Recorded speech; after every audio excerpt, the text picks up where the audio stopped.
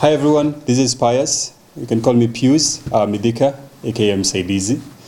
And for those of you that don't know me, I work in New York City as a senior investment banking analyst.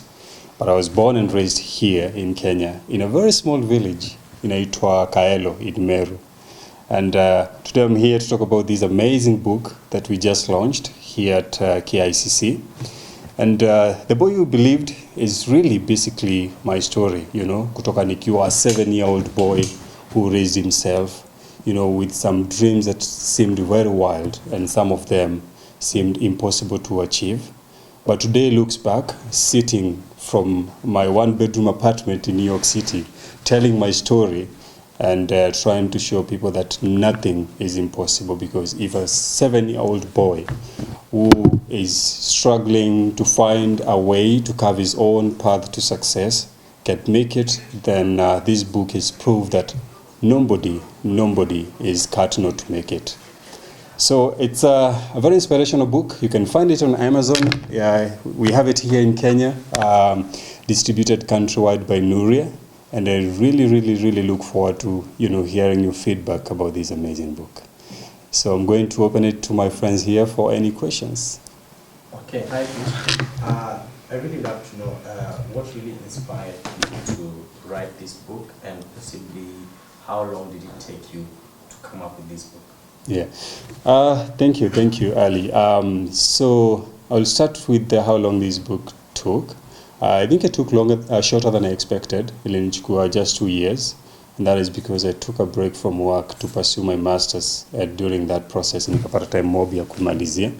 The inspiration behind it is I'm a very ardent champion for mentorship. Napenda sana kuonyesha wase nothing is impossible. And I looked at my story, because mimi mse napenda kupeana talk sana. Every time we go give a talk, people are like, why don't you leave us something that we can look at every time, that means someone needs to be inspired.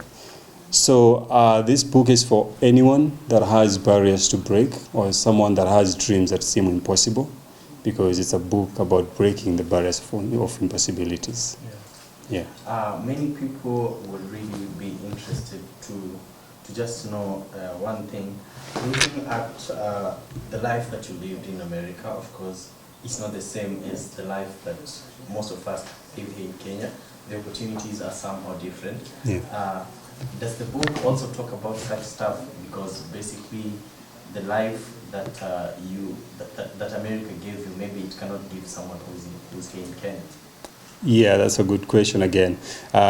Now, technically, this book actually, if you read the first chapter, it starts in New York, very bright morning in my apartment in Manhattan, and then it takes you back to a very small village in Kenya called Kaelo. And along the way, I take you back again to New York City, where I try to give you a glimpse of my life, leaving my place, going to work, and all those things that I encounter along the way. We have also a chapter called The American Dream. Again, I try to highlight a few things about the American life.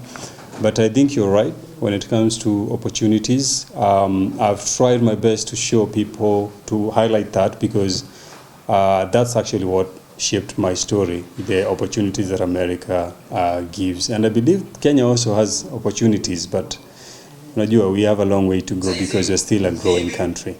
Yes. Yeah. Okay, and basically, this is not the first book that you've written, yeah? Yeah. Tell us about the other one. The other one was basically a very small book. It was, I think, ilikuwa 50 pages. I'm there in high school, powered up and, giving talks. That time, aspiring to be a motivational speaker. I was also, that time, I'd actually met people like T.G. Moore, had, shaped my career in music, started doing a number of songs. So I felt like, I've achieved something. And that book was kind of a story trying to show people, again, the same story, but, a little bit, that, kijana ametoka hapa, so far ako hapa, and these are the things that he has achieved. And it was really meant for students, mostly between Form 1 and Form 4. So we don't have that book anymore. Ilikuwa tu zile vitabu za moment pia kugenerate cash because ilikuwa kitabu ya 150 bob. So we're trying to make ends meet, and I was like, let me take advantage of that. Wow. Write a book. Looking on my side, looking at The Boy Who Believed, how is the reception so far, and how would you compare it with what you expected, and what are also some of the comments that people are giving you in terms of feedback? The reception has been amazing, to say the least, both in Kenya and the US. Actually, Kenya, US, Canada, and UK. I think so far those are the only countries I can trace my sales. In Kenya, when I was writing this book, honestly, I didn't have a lot of expectations because, some people know my story, and I was like, this is home. So my main target was the US and Canada, because those are the countries closer to where I am. But I'm surprised because sales here have been almost surpassing what we have in the US. So my people at home, wale watu wanasemanga sijui nabii hana sifa kwao, I think this book has proven them wrong, because people here have been so receptive. And a good example is the launch that some of you witnessed. When we were putting up this launch, we didn't have many expectations.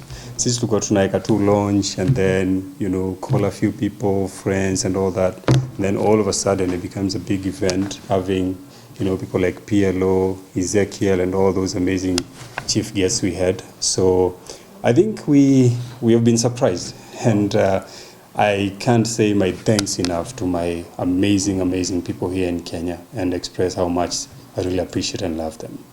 Okay, yeah. My question is, during your launch, we saw people like Msaidizi, DJ Mo, tour coming through for your launch. I mean, what has they played in, what role have they played in your life and in the book as well? Thank you. So Mo and I, we have a history. So tumetoka mbali, and actually he's mentioned in the book. I think in one of the chapters, hapo mwanzo, our story is briefly highlighted there.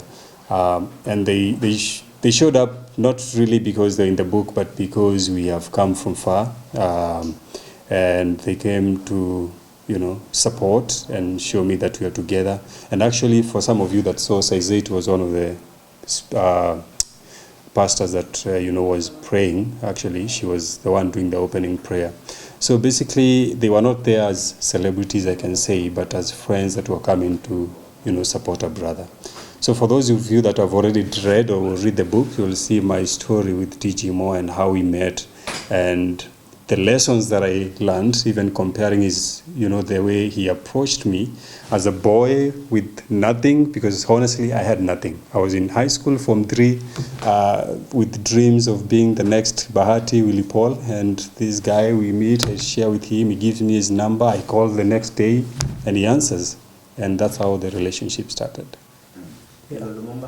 PLO. I met PLO recently. I didn't know him. Sikuwa namjua. And then we approached him and kindly asked him, we have this event, and he was like, who else is coming? I told him Ezekiel will be there. Wahiga Maura was one of the chief guests who got a last minute something to attend to.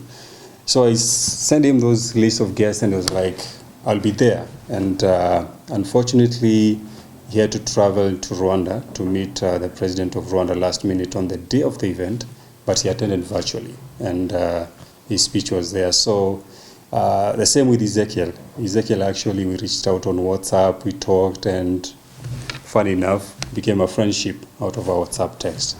And he was like, I'm more than happy to attend the book launch. And they really devoted themselves, and we're grateful. Okay, my name is Shiko from Msaidizi, and maybe to someone watching this, of course you have seen cover of the book. Tell us a little bit about the title, The Boy Who Believed. Tunaona the believed is in red. Yeah. Tell me a little bit about it. Wow, that's the first time actually someone is noticing the red part. So yeah, the believed is in red, and the sun is in red. And this is trying to show the hardships the boy had to go through. I mean, you can imagine at that age having to carve your own path to success. And because that's the time everyone needs a parent, and that's the time you don't have a parent. So ule mtu akukwambia sijui unafaa kufanya hivi, you know, do 1 2 3, the things that parents will tell you at that age. And we put this in red to depict that it was not an easy journey for this boy. And even believing, you know, sometimes if it was in green, someone would be like, oh, the color of hope. But then when believed, the word believed itself is in red, shows you that even believing itself was not easy, because how can you believe? This is something I like asking people. How can you believe you can fly when all you've ever done in your life is walk? It becomes very hard. Mm-hmm. Yeah. You've talked about the tough journey. Yeah.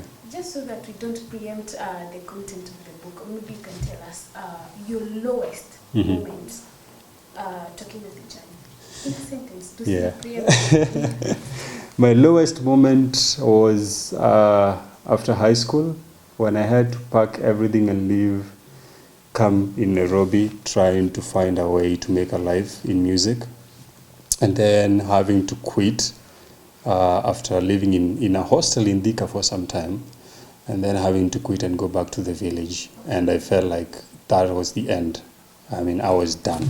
So you are there, you've gotten your A in KCSE, umeenda Jumbo, umepewa mpaka chance ya kurecord 2 songs, and then all of a sudden even a place to stay you don't have, and you pack everything and you leave the city. And I was like, that's it for me, I'm done. And that was the lowest moment of my life. Mm-hmm. Yeah. And of course, times are hard. Yeah. And we see the situation in our country, for example, young people don't have jobs, and we've seen most, I would say most, opting for shortcuts. Yeah. Kuna wanasema wanataka wamama. Mambo ni mengi ambayo wana opt for. Labda for you, what kept you moving? And maybe, did you get to a point, Manu, you feel like I can look for shortcuts? So many times. I mean, we all love shortcuts. Even when you're going somewhere and there are 2 roads and the driver, which one is the shorter one? But the problem is that we can't, you know, reflect the same in life, because I always believe nothing comes easy. And if it comes easy, it will go easily as well.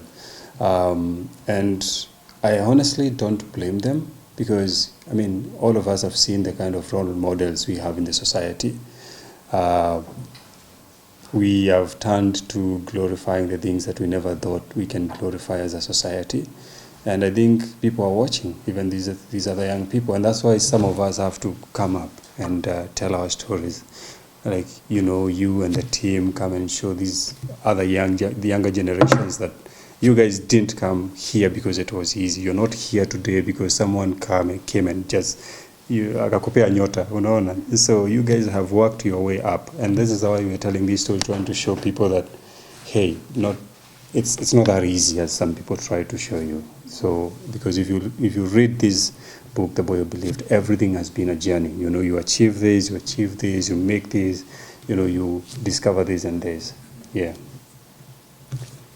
And I've heard you talk about role models, yeah? Yeah. For example, back here at home, you're a role model to most of us and most of the students that you've been talking to or the people. Mm-hmm. So I will have a question regarding New York. You say that the first page, I've actually gone through your book, and the first page is in New York City, yeah? Yeah. So I believe that in New York we have different, what should I call them? Writers. Yeah. We have Gabriel Union, we have different books that are coming up. May I know who among those might have influenced you most, or who is your role model, who influences you in that sector? Wow. When it comes to writing, I don't think I've ever picked someone to be my exact role model. I have many, but I will tell you I love everything about Obama. Every time you read his book, he makes it seem that nothing he has came easy. He worked his way up, and I love his books. But when it comes to general life, if you've read the back of the book, you've seen Dr. James Simongi, the CEO of Equity. He's one of the people that have given the comments. He is one guy I've really, really admired, both at a personal level and in terms of the professional life. And I can say those are my 2 greatest role models when it comes to writing and the professional life. Okay, as we wind up, would like you to tell the people who are watching this video maybe where they can get the book, maybe you have a contact that they can reach you out, an email.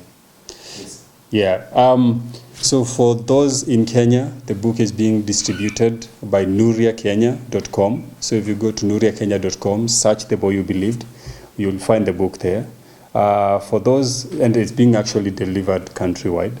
Kwa wale wako those outside the country, be it US, Canada, UK, you can get the book on Amazon.com because actually the book is published through Amazon. So just go to Amazon, search the same, The Boy You Believed, and the book will be delivered to you wherever you are. All right. Just to ask this, I know it will be weird to make you maybe think outside it. This is more of a suggestion. I don't know if there are plans, maybe you've mentored or you have adopted maybe a young girl, a young boy back at home. And then are there any plans maybe with your schools, maybe the people that maybe mentored you up to where you are today, maybe you're working with them, maybe a small course you give it back to the society?